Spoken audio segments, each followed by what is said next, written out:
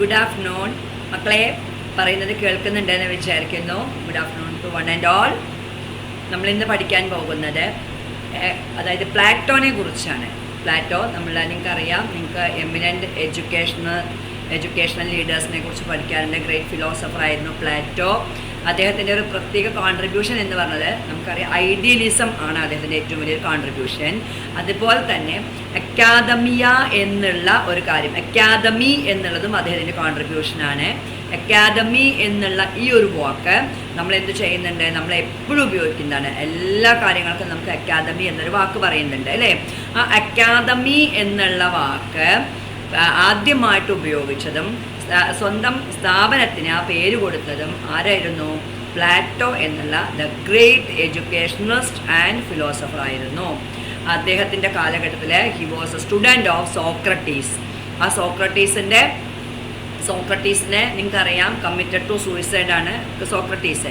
അതായത് യൂത്തിനെ വഴി തെറ്റിച്ചിട്ട് anti national ആയിട്ടുള്ള കാര്യങ്ങൾക്ക് അവരെ പ്രൊവോക്കേറ്റ് ചെയ്യുന്നു എന്നുള്ള ഒരു കുറ്റം ആരോപിച്ചിട്ടാണ് ഈ സോക്രട്ടീസിനെ അവരെ വധിക്കാൻ വേണ്ടി ശ്രമിച്ചത്. അപ്പോൾ ആ സോക്രട്ടീസ് ഒരു അക്കാദമിയ എന്നുള്ള ഒരു ഒലിവുമരത്തോട്ടത്തിലെ ഒരു ഒലിവുമരത്തിൻ്റെ കീഴിലിരുന്നിട്ടായിരുന്നു ഇവർക്കൊക്കെ ക്ലാസ് കൊടുത്തിട്ടുണ്ടായിരുന്നത്.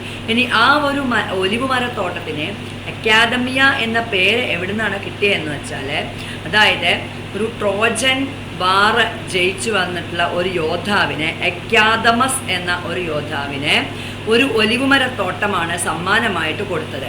അപ്പോൾ ആ ഒരു ഒലിവുമരത്തോട്ടത്തിൻ്റെ പേരാണ് അക്കാദമിയ എന്നുള്ളത്. ആ ഒരു അക്കാദമിയ എന്നുള്ള അതിലെ ഒരു മരത്തിൻ്റെ കീഴിലിരുന്നിട്ടാണ് സോക്രട്ടീസ് തൻ്റെ ശിഷ്യന്മാർക്ക് അറിവ് പകർന്നു കൊടുത്തിട്ടുണ്ട്. അങ്ങനെ സോക്രട്ടീസിൻ്റെ കാലം കഴിഞ്ഞ് പ്ലാറ്റോ എന്ന സോക്രട്ടീസിൻ്റെ ഗ്രേറ്റ് സ്റ്റുഡൻ്റ് ആയിട്ടുള്ള ആ പ്ലാറ്റോ ആ കാര്യം ഏറ്റെടുക്കുകയാണ്. എന്നിട്ട് അദ്ദേഹം ഒരുപാട് ദേശങ്ങളിലൂടെ സഞ്ചരിച്ചിട്ട് സ്വന്തമായിട്ട് അദ്ദേഹം ഒരു ഇൻസ്റ്റിറ്റ്യൂഷൻ തുടങ്ങുകയാണ്, ഒരു എഡ്യൂക്കേഷൻ സെൻറ്റർ തുടങ്ങുകയാണ് തൻ്റെ ഗുരുനാഥൻ്റെ ഓർമ്മയ്ക്ക് വേണ്ടിയിട്ട്. ആ അക്കാദമിയ എന്ന ഒലിവുമരത്തോട്ടത്തിൻ്റെ ഓർമ്മയ്ക്ക് വേണ്ടിയിട്ട് അദ്ദേഹത്തിൻ്റെ ആ ഇൻസ്റ്റിറ്റ്യൂഷന് അക്കാദമി എന്ന പേര് കൊടുക്കുകയാണ്. അപ്പോൾ അതുകൊണ്ട് തന്നെയാണ് ആ അക്കാദമി എന്നുള്ള വാക്ക്, അക്കാദമി എന്ന എഡ്യൂക്കേഷൻ ഇൻസ്റ്റിറ്റ്യൂഷൻസുകളിലെ ആ ഒരു ബാക്ക്ഗ്രൗണ്ട് കോൺട്രിബ്യൂട്ടഡ് ബൈ പ്ലാറ്റോയാണ്. പിന്നെ എന്താണ്, ഐഡിയലിസത്തിൻ്റെ ശരിക്കും ഫൗണ്ടറാണ് ആര്? ഈ പ്ലാറ്റോ എന്ന് പറഞ്ഞത്. ഐഡിയലിസം എപ്പോഴും എന്തിനാണ് ബേസ് ചെയ്തിരിക്കുന്നത്? Value oriented, spirituality oriented, teacher centred ആയിട്ടുള്ള എഡ്യൂക്കേഷനെയാണ് ഐഡിയലിസം എപ്പോഴും ഫോക്കസ് ചെയ്തിരുന്നത്.